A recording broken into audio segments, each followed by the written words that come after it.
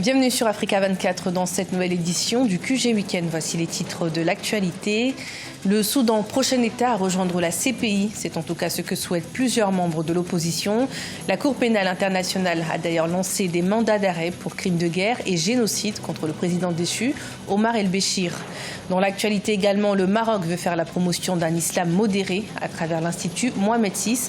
Le royaume chérifien forme des imams venus du monde entier. Et puis s'inspirer de l'ancien pour créer des tenues modernes. C'est la mission que se sont fixés des créateurs éthiopiens. Avec le tissu traditionnel Fayada, ils créent des pièces dans le but de maintenir l'héritage culturel.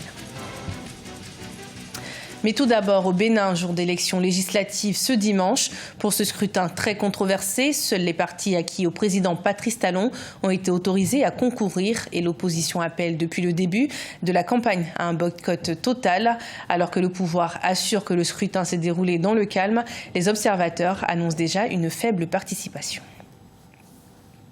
Le Soudan pourrait bientôt rejoindre la Cour pénale internationale. C'est en tout cas le souhait qu'a émis le chef du principal parti d'opposition, Sadek Al-Mahdi, suite à l'émission par la CPI de mandats d'arrêt pour crimes de guerre et génocide contre le président déchu, Omar el-Béchir.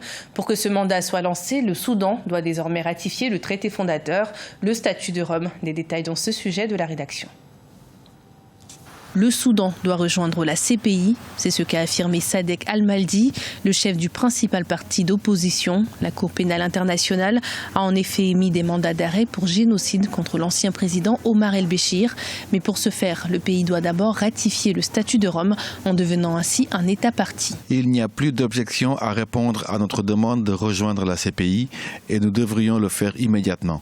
La destitution et l'arrestation le 11 avril par l'armée du général Béchir, sous la pression de la rue, n'était pas un coup d'État, mais une situation dans laquelle les forces armées ont pris le parti des revendications populaires. Un peuple qui réclame désormais qu'Omar el-Béchir et les principaux responsables de son régime soient jugés. L'ex-président est suspecté d'avoir mis en place une politique d'État ciblant des civils des ethnies Four, Massali et Zagawa au Darfour, des accusations qu'il a toujours réfutées. Tout dépend de la volonté des nouveaux dirigeants de le transférer à la CPI ou pas. Parce que comme vous le savez, la CPI ne dispose pas d'un service spécialisé pour l'extradition des personnes qu'elle veut soumettre à jugement. Donc elle est obligée de composer avec les autorités sur place qui peuvent ou non coopérer. Renversé par l'armée le 11 avril, après 30 ans de règne, Omar el-Béchir a été transféré dans une prison de Khartoum. Depuis sa mise à l'écart, le Soudan est gouverné par un conseil militaire de transition. Mais les leaders de la contestation maintiennent la pression à coups de manifestations géantes afin d'obtenir le transfert du pouvoir à une autorité civile. Face au défi de l'autosuffisance en Afrique, le manioc se positionne depuis des années comme un aliment indispensable, notamment grâce à la facilité de la produire dans des conditions climatiques difficiles. Des programmes sont d'ailleurs lancés à travers le continent afin de faciliter leur production. Reportage de notre correspondant Mahamat Ramadan. Vulgarisé vers les années 1970 dans les pays d'Afrique centrale pour faire face à l'insécurité alimentaire liée à la sécheresse, les variétés améliorées du manioc constituent aujourd'hui l'un des aliments les plus prisés de la sous-région. Les feuilles de cette plante interviennent dans de nombreux mets locaux et ces tubercules sont aussi bien mangés crus que préparés. La farine de manioc entre aussi dans la préparation des pains et des boissons. À travers les différentes transformations que les gens font du produit manioc, donc en même temps, ils font de la farine avec, ça se mange même cru et puis ça se mange de plusieurs façons. Après transformation, sans transformation. Donc là, ça aide quand même à la sécurité alimentaire. Et de deux, à travers les produits qu'ils envoient au marché. Quand même, ça aide à subvenir aux besoins des ménages. Grâce au projet production durable du manioc en Afrique centrale et intégration au marché, initié par le pôle régional de recherche appliquée au développement des systèmes agricoles d'Afrique centrale, certaines variétés de manioc ont été améliorées, multipliées et reproduites en milieu paysan pour une production adaptée aux aléas climatiques. Le projet manioc, c'est un de nos meilleurs projets du point de vue des résultats. Le projet a été exécuté dans tous les pays de la CEMAC. Nous avons pu appuyer un laboratoire qui a une vocation régionale à Brazzaville. Ce laboratoire a permis de rassembler toutes les variétés élites des différents pays qui sont mis en culture in vitro là-bas à Brazzaville et ont été échangées à d'autres pays. Certains pays de la sous-région comme le Tchad, la Centrafrique et le Cameroun comptent pérenniser et intensifier la culture du manioc pour passer de la production de subsistance à la transformation à l'échelle industrielle.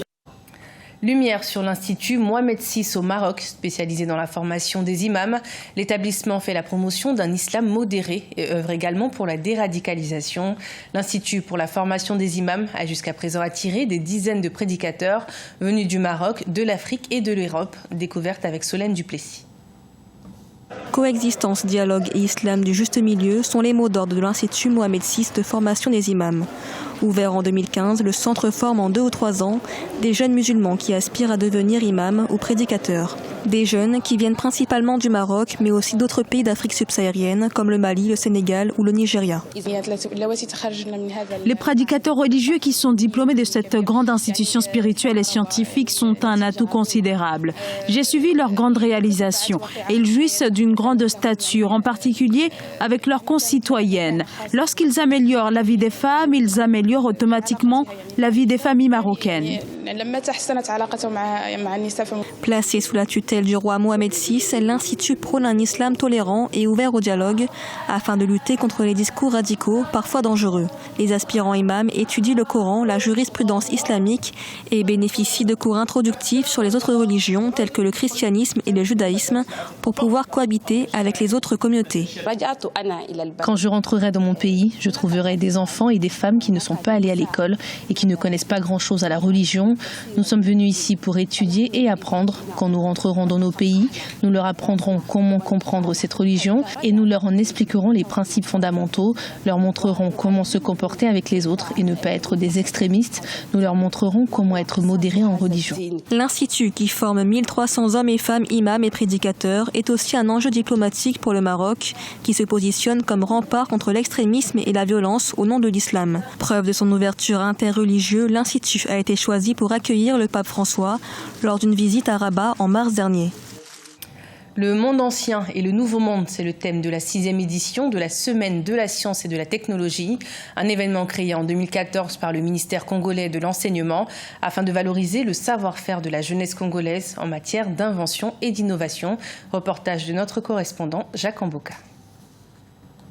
La Semaine de la science et de la technologie, ouverte le 20 avril, a fermé ses portes ce jeudi 25 avril 2019. Organisée par le ministère de l'enseignement primaire, secondaire et professionnel, en partenariat avec l'ASBL Investing in People, avec le soutien de la Banque mondiale, la 6e édition a connu diverses activités, notamment les conférences, mais aussi les expositions qui ont révélé l'ingéniosité des élèves congolais. Alors j'ai mon stand, je suis avec ma partenaire, j'expose sur les capteurs biométriques. Les capteurs biométriques sont des dispositifs qui sont destinés à récupérer des données à l'intérieur de notre corps. Ce que nous, on ne peut pas quantifier, les capteurs biométriques peuvent très bien le faire. Développer auprès des jeunes et du public une culture scientifique et technologique, promouvoir les savoirs et les savoir-faire congolais dans le domaine de la technologie et des sciences, tels étaient les principaux objectifs visés par cette activité. Une édition qui n'a pas laissé indifférentes les personnalités présentes. Nous sommes très contents de la qualité de préparation que vous avez eue. Je vois une participation très importante du gouvernement comme du secteur privé.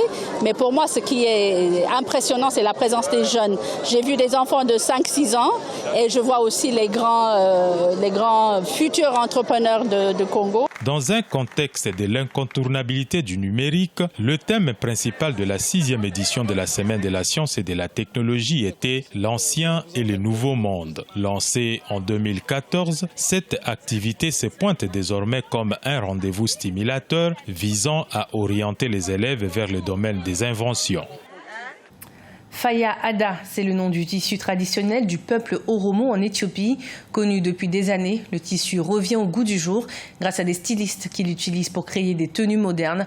L'objectif est bien sûr de faire découvrir cet héritage culturel à la nouvelle génération éthiopienne et aussi internationale.